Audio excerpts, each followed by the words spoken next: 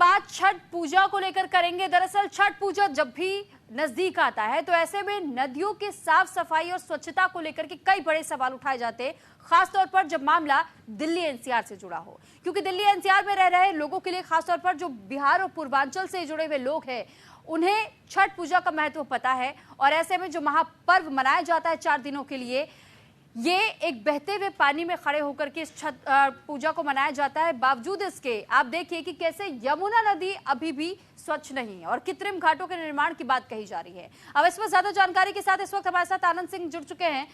आनंद, सबसे पहले तो हम आपसे ये समझना चाहेंगे कि हर बार जो दावे किए जाते हैं यमुना नदी की सफाई को लेकर के, लेकिन वो धरातल पर उतरते हुए, लागू होते हुए दिखाई नहीं देते। यमुना जस की तस मैली नजर आती है और हर बार कृत्रिम घाट की व्यवस्था करनी पड़ जाती है। आखिर ये सद्बुद्धि कब प्रशासन को मिलेगी कि भाई छठ पूजा का भी महत्व आप समझिए और घाटों को समय रहते ही साफ करवा दीजिए?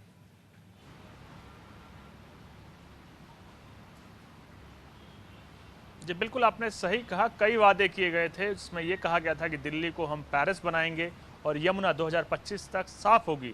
लेकिन असलियत क्या है मैं आपसे बताऊं, उससे पहले इस कैमरे की निगाहों से दिखाना चाहता हूं। मैं इस वक्त कालिंदी कुंज बैराज के सामने खड़ा हूं और आप तस्वीरें देखिए। ये तस्वीरें आपको देखने में भर से कोई नाला लगे, लेकिन ये माँ यमुना है। वो माँ यमुना जो कि जीवनदायिनी है और दिल्ली इसके तट पर ही बसा है। लेकिन तस्वीरें इस वक्त क्या है, वो तमाम केमिकल्स जो कि दिल्ली की इंडस्ट्रीज में यूज होता है, वो नाले के थ्रू होते हुए सीधे यमुना में आता है। और यमुना का पानी इतना प्रदूषित हो जाता है कि इसमें ऑक्सीजन 0% होती है।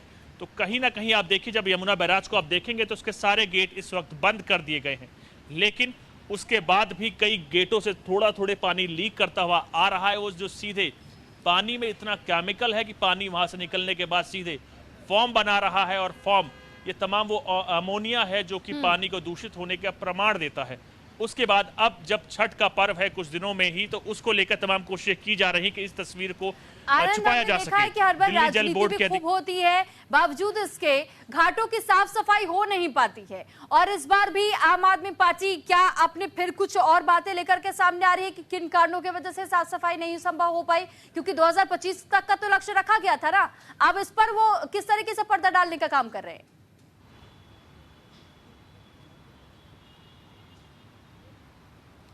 देखिए, बिल्कुल घाटों की साफ सफाई हो से पहले मैं तस्वीर दिखाना चाहता हूं। आप तस्वीर देखिए, ये घाटों का आलम आप देखिए कि क्या है। तमाम दावे किए गए थे, उसके बाद अब कोशिश की करी जा रही है कि पानी को रोका जा सके और जो पानी है वो रुका रहे, लेकिन उसके बाद भी कई पानी लीक हो रहा है। तो आप खुद समझ सकते हैं कहीं ना कहीं जो समस्या है वो बड़ी ज्यादा है। तो कहीं ना कहीं जो तमाम दावे किए गए थे उन पर आज सवाल उठता है। लेकिन आपको समझना होगा, यमुना में प्रदूषण का आलम यह है कि तमाम दावे जो कि किए थे आम आदमी पार्टी ने, अरविंद केजरीवाल ने, उनको छुपाने की नौबत आ रही है। और आलम यह है कि तस्वीर के साथ भी कई लोग यमुना में अभी भी छठ को बनाने को लेकर कोशिश कर रहे हैं। अगर सरकार की बात की है तो सरकार ने कोशिश की है कृत्रिम घाट बनाया जा सके, लेकिन आपको याद होगा, क्योंकि आप खुद पूर्वांचल से आती हैं, तो कहीं ना कहीं उसमें चलते पानी में अर्थ देने की चीजें सामने आती है। लेकिन उसके बाद भी कई लोग कोशिश कर रहे हैं कि इस गंदे पानी में भी छठ का पर्व मनाया जा सके। उसको लेकर कहीं ना कहीं कोशिश, तमाम चीजें सामने आई है, कोशिश कर रही है सरकार के कृत्रिम घाट बना सके। लेकिन उसके बाद भी भक्त अपने भगवान को अर्थ देने को लेकर इस गंदे पानी में भी लगातार कोशिश कर रहे हैं कि क्या इसमें छठ मनाई जा सकती है। उसको लेकर तैयारियां कर रहे हैं। अब आगे देखने वाली बात यह होती है क्या सरकार उनको अनुमति देगी कि इस पानी में, इतने दूषित पानी में छठ मनाया जा सकता है कि नहीं। लेकिन तमाम दावे हर बार किए गए थे। आपने एयर क्वालिटी का देख रहे हैं, लगातार हम लोग दिखा रहे हैं न्यूज इंडिया कि कैसे दिल्ली के कई इलाकों में समस्या बहुत गंभीर बनी हुई है। अब पानी का पॉल्यूशन आप खुद देख सकते हैं, यमुना में 0% ऑक्सीजन है। कौन है जिम्मेदार इसके लिए? तमाम सवाल उन प्रशासकों से है जो लगातार दावे करते थे कि यमुना में हमने 1000 करोड़ इन्वेस्ट करेंगे इसको साफ करने को। लेकिन बैंक की बात आती है, राजनीति की बात आती है, तो राजनीति तो जोरों शोरों से की जाती है तमाम पार्टियों की ओर से। लेकिन आखिर ये पॉलिटिशियंस ये क्यों भूल जाते हैं कि दिल्ली में एक बहुत बड़ा ऐसा तबका है जो कि पूर्वांचल या बिहार के लोगों का है। और ऐसे में जब आप वोट बैंक की राजनीति करते हैं तो इन लोगों के इस महापर्व को ध्यान में रखना क्यों भूल जाते हैं?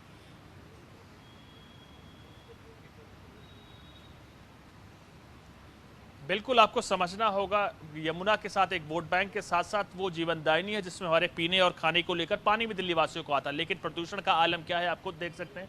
तमाम चीजें दावे किए जाते हैं। आपने कुछ दिन पहले भी देखा होगा वीरेंद्र सचदेवा जो कि बीजेपी के अध्यक्ष हैं दिल्ली प्रदेश के, वो वहां पहुंचे थे, उन्होंने यमुना में डुबकी लगाई जिसके बाद उनको एडमिट होना पड़ा आरएमएल हॉस्पिटल में।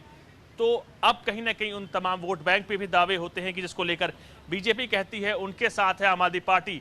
अब जब समझ चुकी है कि समस्या बड़ी हो चुकी है तो कृत्रिम घाट बनाए जा रहे हैं, लेकिन क्या इन तमाम जो केमिकल्स डालने के बाद यमुना की वो समस्या खत्म हो जाएगी? छठ भरसक निकल जाए लेकिन उसके बाद भी जो सवाल है वो सवाल आज भी वहीं पर अडिग खड़ा हुआ है कि यमुना में सफाई को लेकर जो दावे किए गए थे आम आदमी पार्टी से, अरविंद केजरीवाल से, आज उनको छुपाने की नौबत क्यों आ रही है? क्यों इन बड़ी बड़ी बोटों को भगा के इस झाग को खत्म किया जा रहा है? क्यों केमिकल डाल के इस झाग को खत्म किया जा रहा है?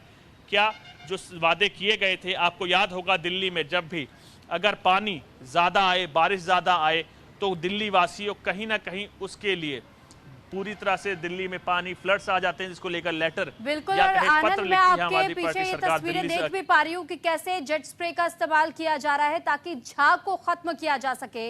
लेकिन क्या यही एकमात्र उपाय बचा है? क्या इस तरीके से पानी का छिड़काव करके पाइप के जरिए झाग को दूर ढकेला जा सकेगा?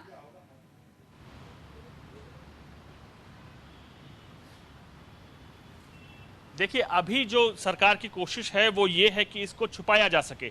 अभी समस्या जस की तस बनी हुई है और समस्या को लेकर ही छुपाने के लिए लगातार कोशिश की गई है, जबकि इससे ज्यादा कि इस समस्या को लेकर चीजें ठीक हो सके। देखिए, तमाम आंकड़े हैं जो कि वाटर पॉल्यूशन स्टेटस को लेकर बता रहे हैं। सर, क्या नाम है आपका और कहाँ से आप? सचिन गुप्ता है और मैं वाइसेस फाउंडेशन से हूँ और हम पिछले 3 साल से यमुना का कार्यक्रम देख रहे हैं और 200 से ज़्यादा हमने इको ड्राइव्स करी हैं यमुना पे ही। बट जो गवर्नमेंट है जो बेसिक चीज़ें हैं वो सुविधाएं नहीं दे पा रही है, तो क्या करेगी? आप निर्मल जल नहीं दे पा रहे हो, शुद्ध हवा नहीं दे पा रहे हो, हरा भरा पर्यावरण नहीं दे पा रहे हो, तो क्या करेंगे हम ऐसी सरकारों का? फ्री जो चीज़ें चाहिए होती है जनता को, जनता भी सबसे बड़ी बेवकूफ़ है। फ्री की चीज़ों को चाहिए जिससे जीवन यापन करना है, जो आपकी ज़िंदगी को लंबा करे, वो चीज़ें आप सरकारों से मांगते ही नहीं है। आपको ये चाहिए ही नहीं है, बीमारी वाला पानी चाहिए। आप जितना भी देख लो, जितना भी लैंड बैंक है आपका पूरा यमुना की, 22 किलोमीटर यमुना बहती है दिल्ली में और 1400 समथिंग की जो किलोमीटर 2% सिर्फ यमुना बहती है दिल्ली में और सबसे ज़्यादा 78% पॉल्यूटेड यमुना यहाँ होती है। हालत इतनी बद से बदतर है, जब दिल्ली से पहले जब एंट्री करते हैं पल्ला से, तब वहाँ पे इसकी स्थिति कितनी अच्छी होती है। जो एक फीकल कैलिफॉर्म बैक्टीरिया होता है जो शरीर में रोग उत्पन्न करता है, उसकी जो मात्रा है वो 1600 है, जबकि डिजरेबल होता है 500 से 500। ये खुद दिल्ली पॉल्यूशन कंट्रोल बोर्ड की रिपोर्ट है और ये अभी की है आपकी 1 अक्टूबर की। अब ये देख सकते हैं कि स्थिति क्या है। वजीराबाद से आते आते जब ये आखिरी घाट पे आते हैं, यहाँ पे 49 लाख फीकल कैलिफॉर्म बैक्टीरिया। यहाँ पे आप छोटी सी बीमारी आप अभी देख रहे हैं, ये डिफॉर्मिंग करी जा रही है। सफ़ेद लेयर के ऊपर एक काली सी लेयर होती है, उनके ऑयल एंड ग्रीस होते हैं जो लंग्स को आपके खराब करते हैं, लंग्स जम जाते हैं, फेफड़े खराब हो जाते हैं। इतनी बुरी हालत होती जा रही है।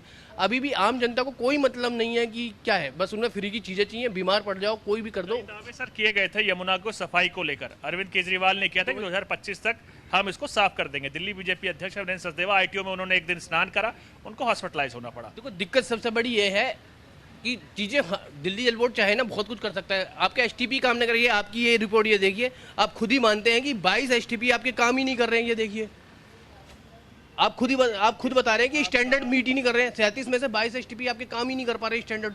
तो ये होगा, ये काली यमुना तो होगी। आप 10/10 का आपका रेशियो क्यों नहीं ला पा रहे हैं?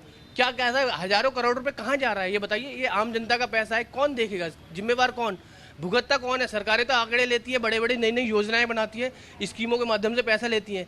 आम जनता का जो पैसा है वो वेस्ट होता है और आम जनता पहले तो आपको एसटीपी प्लांट्स के नाम पे हजारों करोड़ रुपए पहुंचाने के लिए। और देखिए, सवाल यही बना है कि हजारों करोड़ों का बजट यमुना की साफ सफाई के लिए अलॉट तो होता है, लेकिन ये पैसा जा कहां रहा है